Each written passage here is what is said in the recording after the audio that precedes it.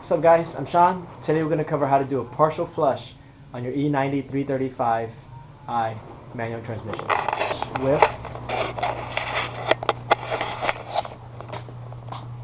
some distilled water and some water wetter. First thing you want to do is get your car safely on jack stands. My wheels are off because I'm going to do some other stuff. I'm working on adjusting the coilovers. I have backup jacks there just in case because I am in earthquake country. Then we're going to move the under tray, 8mm bolts. It's probably 15 to 20 of them.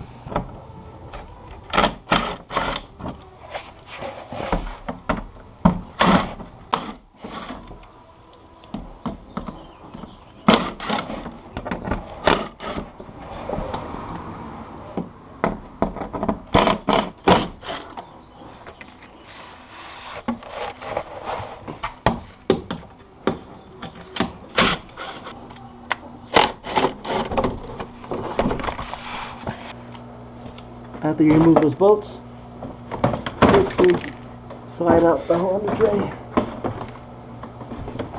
This is the front of the car. It's the power steering rack, front sway bar.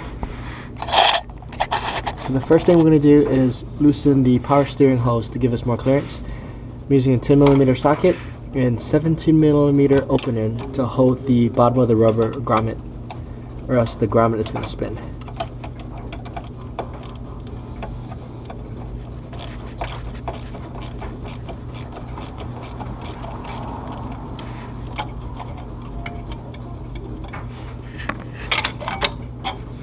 One side,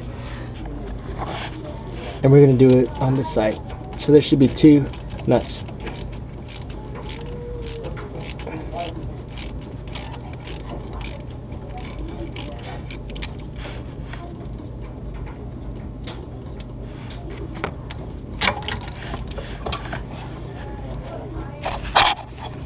Now the power steering hose can be slightly dropped and moved out of the way. And that gets us access to this 6mm bolt right here. We're going to loosen this clamp, pull this hose off, and the coolant will drain. One thing that's important that I forgot to mention is make sure that the engine is cold. I'm doing this first thing in the morning. The car has not been driven. You could do it maybe after the car sits for a few hours, but you do not want to mess with hot coolant. The other thing that I want to mention is that you want to make sure you wear safety goggles because you don't want to get coolant in your eyes. You can use a 6mm socket for this hose clamp, or you can use a flathead screwdriver, whichever is easier. This is the radiator hose going to the water pump. And again, this is on a 2009 335 manual. Automatic, it's going to be different because the automatics have the heat exchanger, whereas the manuals don't. So we're going to pull off that hose. So I just switched sides. I am on the driver's side of the car now. Gives me a little bit better leverage.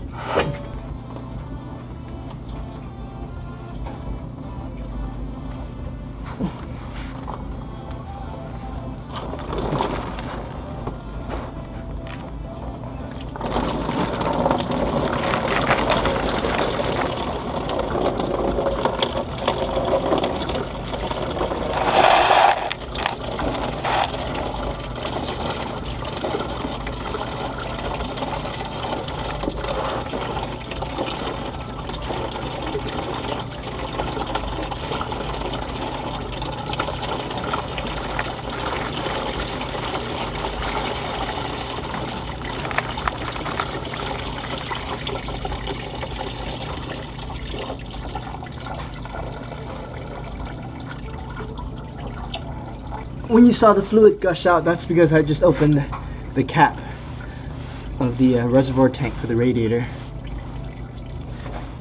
So now that it has stopped draining, I'm going to reinstall the hose.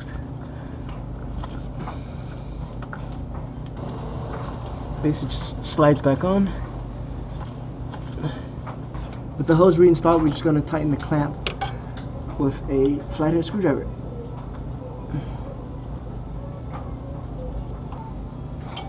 plug, wipe it all down, basically reinstall the power steering hose.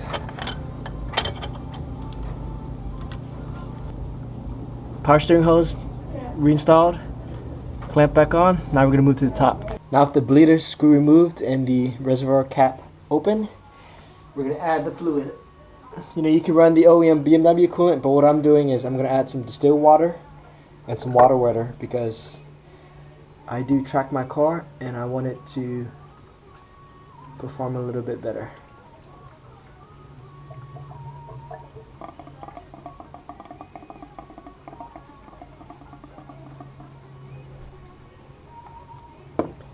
Redline water wetter. I just use one bottle of it. And now I'm going to add the distilled water. And you want to keep adding until you see the fluid come out of the bleeder.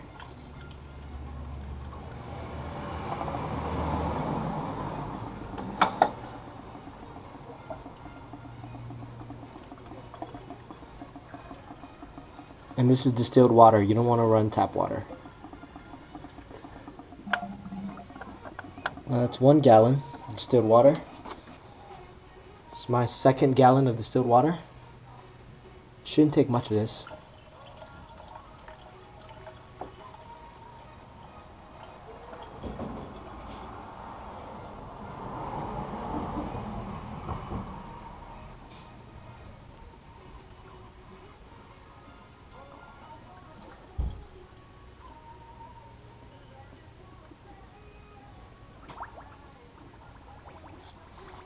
So now that you see the bubbles are coming out of the bleeder valve,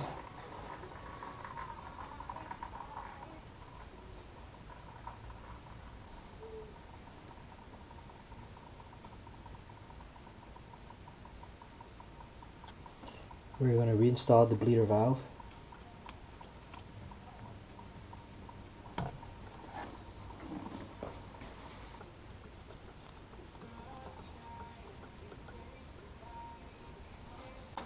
We're going to close the bleeder valve, fill the reservoir to the lower edge of the filler, which is here.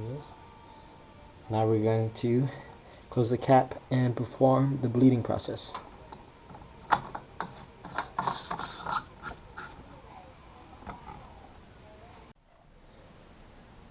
So this is how we're going to bleed the car. Key in the ignition. Don't start the car. Just make sure that the ignition is on, but the car is not on. We're going to switch the heater to max temperature.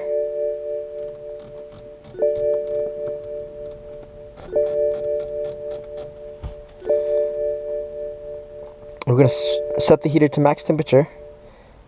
Turn the fan on to the low speed, which is on. Press the accelerator pedal to the floor for 10 seconds. And then the bleeding procedure should begin.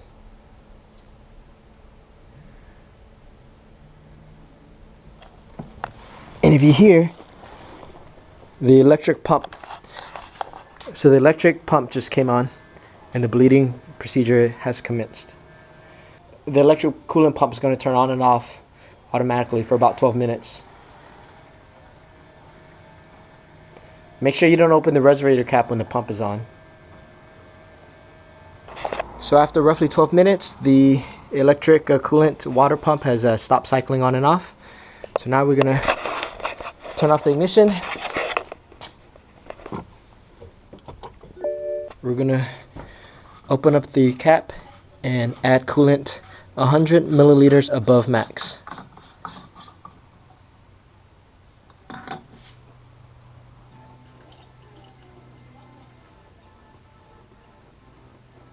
Going to replace the cap.